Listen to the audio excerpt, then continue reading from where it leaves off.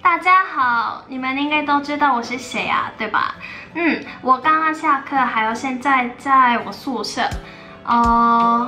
我现在有点无聊，所以开了相机。但是我一个人在相机前面说中文有点尴尬反正我今天拍影片的目的是为了告诉大家怎么学中文，还要怎么练习中文。很多人通过我们的 channel 问我们有没有练习中文的好办法，所以我现在要告诉大家，我用过的方法。Okay, so back to English. That was kind of awkward to speak in Chinese by myself. So I am filming this video to tell you guys some good ways, some best ways to study Chinese. But before I talk about those, I would first like to tell you how I started learning Chinese. So I started learning it like 10 something years ago when I was in grade 4. And I started it because in that period when I was in elementary school, a lot of Korean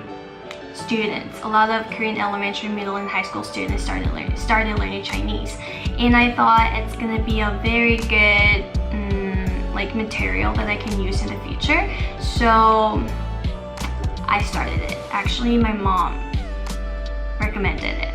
And I feel really grateful right now because I am making use of it very well.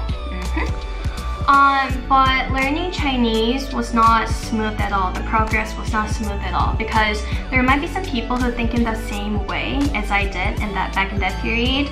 Chinese is such a hard language. Pronunciation is hard. There are these those intonations that you have to memorize, and those are also really hard. Chinese characters are so hard.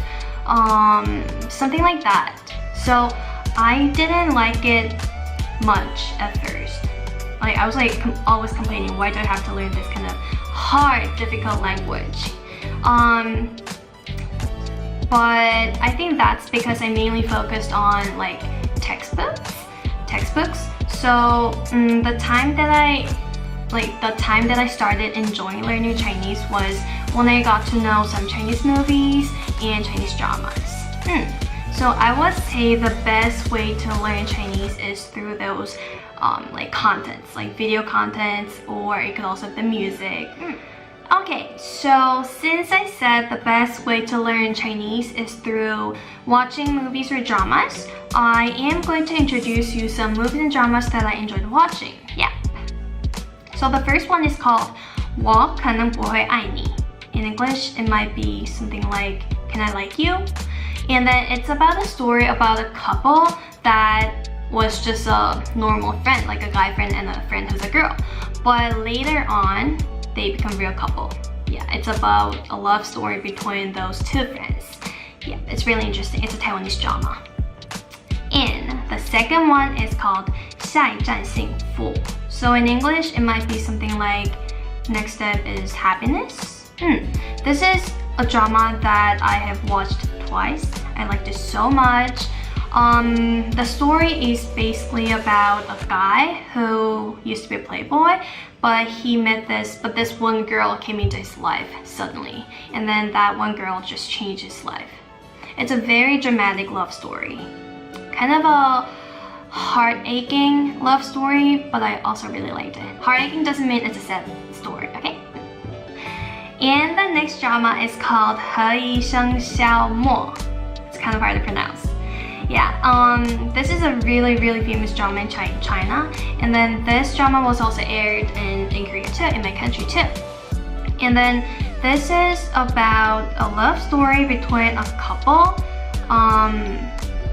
They were a couple in the university, but they had the misunderstanding, so they broke up. But later on, when they became an adult, they run into each other, and then they start their relationship again. It's a very nice romantic love story. And then the last one is called 步步惊心. This is a Chinese drama. It's a historical drama that I also really enjoyed watching. It's kind of long. I think there were 30 something episodes, but it's really worth watching. you can know the China's history.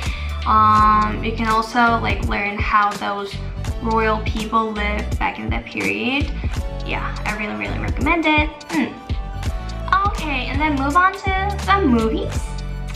The first movie I would like to recommend is called 那些年我们一起追的女孩. It's kind of long, but I think the English title was You're the Apple in My Eyes or something like that.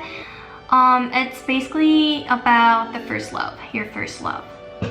And the ending is very impressive. I watched it about 2 times. And the next movie I'm going to talk about is also about the first love, which is a very famous Taiwanese movie, 我的少女时代. A lot of people might have watched it already, but if you have watched it once, I recommend watching it twice, watching it 3 times, watching it 4 times. Yeah. And the next one is also a Chinese movie called 听说.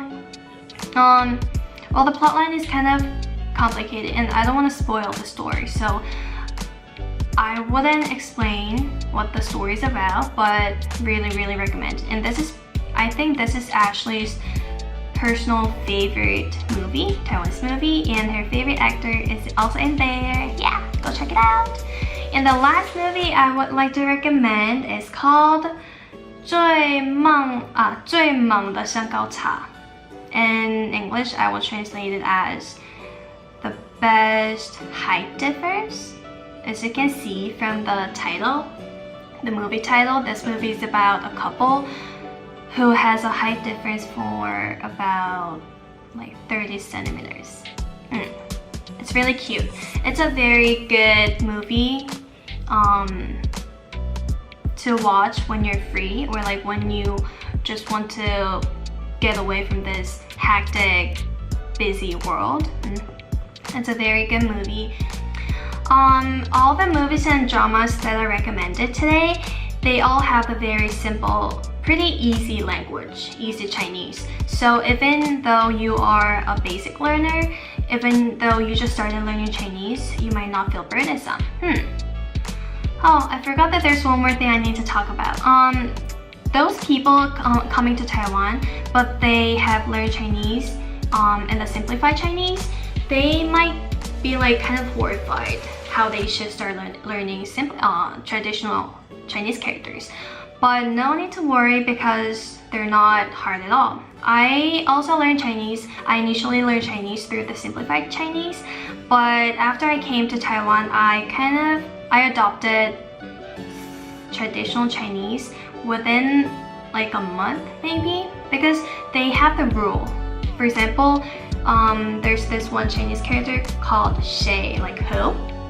It's written as this. I will attach the photo. And the one on the left side, that changes into another form of character called, it looks like this. And then every Chinese character that has that small thingy attached on the left side always changes to this one. So once you get to know the rules of the Chinese traditional characters, you're gonna be very fast in learning traditional and in adopting how to write the traditional Chinese characters. So no need to worry. Yeah. And if you want to learn it like more quickly, then you should watch Taiwanese drama, because 100% Taiwanese dramas have the traditional subtitles attached. Yeah. Thank you everybody for watching my video today. I hope it helped. Although I only talked about dramas and movies. Yeah. But one thing I want to tell you is watching dramas, movies, or listening to music really helps. So yeah, you should try it. 再见，拜拜，see you.